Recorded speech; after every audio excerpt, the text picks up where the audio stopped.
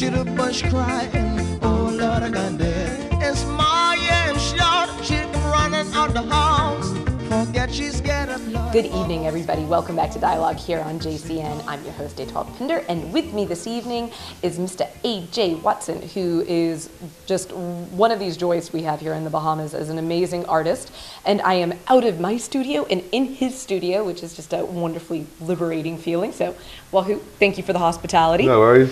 And we are standing here before we were talking about his Salvador Dali piece, which was just incredible. But this is another piece that is entitled Madonna? Well, I'm not sure yet. The work, I mean, it's Madonna. I haven't worked it out yet. Got a name for it, but yeah. It's really very interesting because you get this enough of a feel of her, and yet she's sort of covered in newspaper and other bits and all sorts of crazy things going on here. Well, it's a book I found on making a Chinese chicken farm.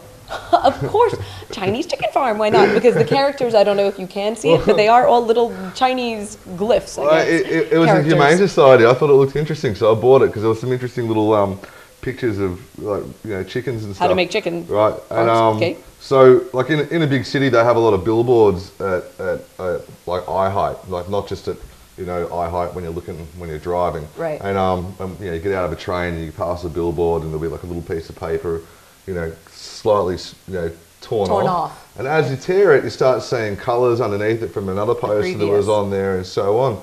So like I mean, texture is an interesting thing, and it's not an easy thing. It's something you have to constantly think about when you're working. So when I did this, it's just a piece of plywood, like a 1/4-inch piece of plywood. I made a box. Fantastic. So it's got the sipal all around the box. Yep. And then I laminated the paper on, and I painted it actually 3 different times, but I didn't want to tear it as much because the wheat paste mix I made for it to stick it all together was pretty good. So I just tore it off where I could, and you can see a little bit of colour underneath, and it's meant to be really minimalist. You can just make it out who it is, and you can just see a little bit of colour underneath. But that is, when you started making that explanation about the sort of advertisements at that eye level, really in London, at least for me, this is the main big city that I had that experience with, but especially with musicians, you always see that. So you always see the ads for their new albums.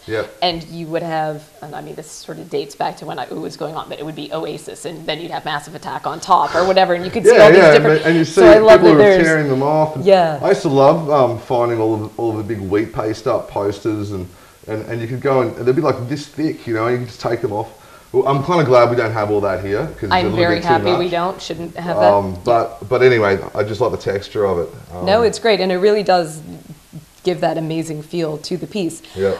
Again, though, I guess sort of as a question, we've talked about your art processes before, but did you study this, or did you just come about to do this, or I mean, how did that work? The mixed media, and not just painting or drawing, but actually using different things. Not really. I didn't study it. I mean, it just is. It just is. Oh, we're gonna have a good philosophical conversation now. Sorry. Yeah.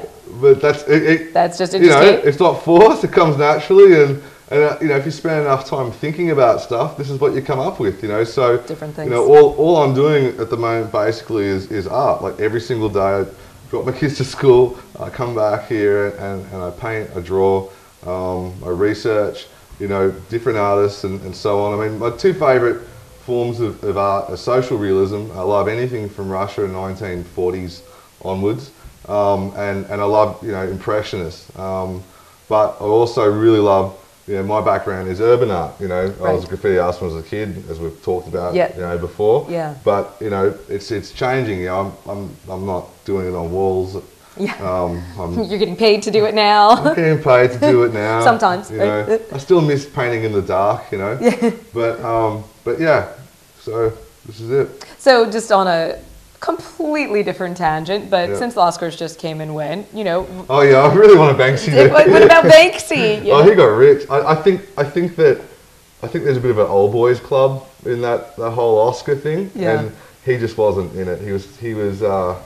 I can't say what I want to say on camera at the moment. But, okay, but let me ask you a different question then. I mean, I was impressed that he got nominated. That, you know, if you think about that, this was originally an obscure graffiti artist, for lack of a better word. No, back in the beginning, no?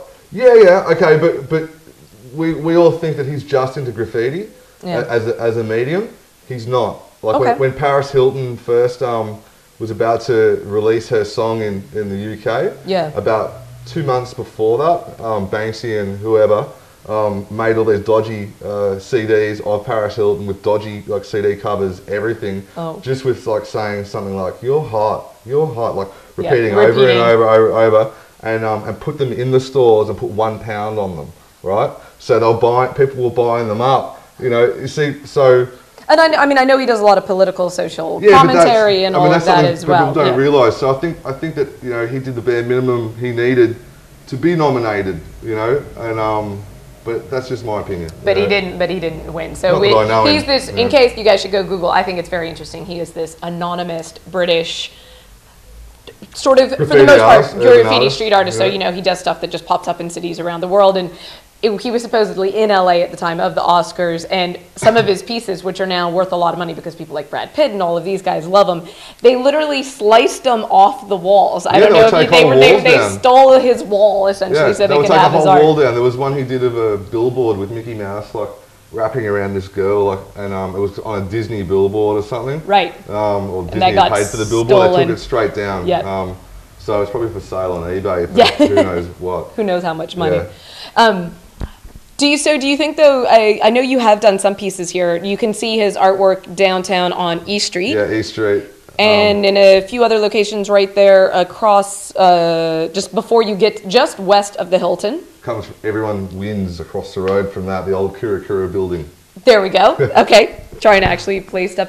Yeah. Do you think Nassau needs more of sort of for sure. I mean, these public space art? I think there should be more green spaces, and there should be definitely more public like space art. I mean, there's a few areas that I've looked at downtown that I want to do something on. You know, and I have got permission to do something on. So okay, great. If you see anyone who looks like me doing something on a wall, I'm supposed to. He's not illegal. He's allowed to do it. And this is through the Downtown Nassau Initiative, Vaughan Roberts. Yes. Yeah. Who's been very, very helpful in getting all that going, and it's awesome. And that's great because I mean, I am so lucky that I get to travel, and one of the things that I just came back from, as I said, Kazakhstan, which maybe most people wouldn't think of as this amazing art place. It's incredible. In their capital city in Astana, there are just statues everywhere. There's artwork everywhere. It was really quite inspiring. I was like, we need more of that in Nassau. Yeah, but I want to get out of the city with it. Like we're trying to make downtown really, really cool and everything. But the reality of it is, if we're driving, in a blink of an eye, if traffic's not that bad, you're past it. You know, like I think I've seen some parks up near the College of the Bahamas that people have started to put stuff on. Yeah, it looks really good. And then Alan Wallace, my mate, hey Alan, he did some stuff right near Marathon Mall, and he's still going on it. Great! It's looking really good.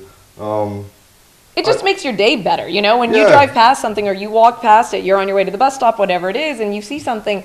That's the other thing is bus stops. I think we should be doing something on that, like even more creative with bus stops. I was just researching something online, and I saw that someone used an old school bus to make a bus stop out of. Like they cut it and actually did it so the seats were the seats. Really cool. Like that, you know, attach the lighting to it. And although I do have to give a compliment to whoever has done it. I do see now there is, at the corner of Blake Road and West Bay Street, there is a bus stop now. Yeah, I saw that. It's obviously sponsored by the Ministry of Tourism, and it has a more traditional sort of style poster there, but it is still a very nice little thing that is covered so that when it's raining we can be protected while waiting for the bus. Nice, for sure. I'm very impressed. Well done. So.